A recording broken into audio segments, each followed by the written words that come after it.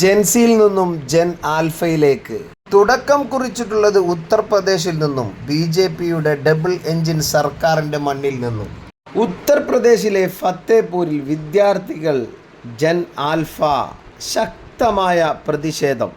മെച്ചപ്പെട്ട സൗകര്യങ്ങൾ ആവശ്യപ്പെട്ട് ബാനറുകൾ, പ്ലക്കാർഡുകൾ ഉയർത്തിപ്പിടിച്ച് സ്കൂളിന് പുറത്ത് തെരുവിലിറങ്ങി അടിസ്ഥാന സൗകര്യങ്ങളും വിദ്യാഭ്യാസ നിലവാരത്തിൻ്റെ അടിസ്ഥാന പ്രശ്നങ്ങൾ യുവ പ്രതിഷേധക്കാർ ഉയർത്തിക്കാട്ടി. ഇവരുടെ ജനറേഷൻ്റെ മുന്നിലുള്ളവർ കാണിച്ചു കൊടുത്തു വഴി.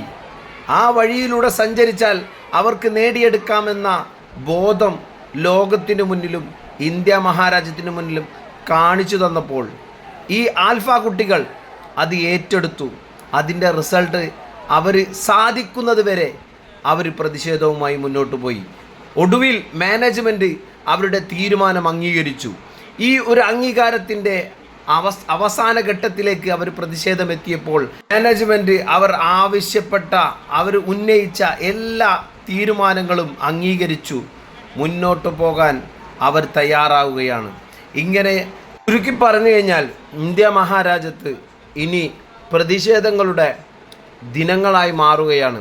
അനീതിക്കും അക്രമത്തിനും കൂട്ടുനിൽക്കുന്നവരെ പ്രതിഷേധിച്ചുകൊണ്ട് ഭരണകർത്താക്കളായി നിലനിൽക്കുന്നവരെ താഴെ ഇറക്കാൻ ഇന്ത്യയിലെ മുഴുവൻ ജനങ്ങളും തയ്യാറാണെന്ന് ഈ ഒരു വീഡിയോ കണ്ടാൽ നമുക്ക് പറയാൻ കഴിയും.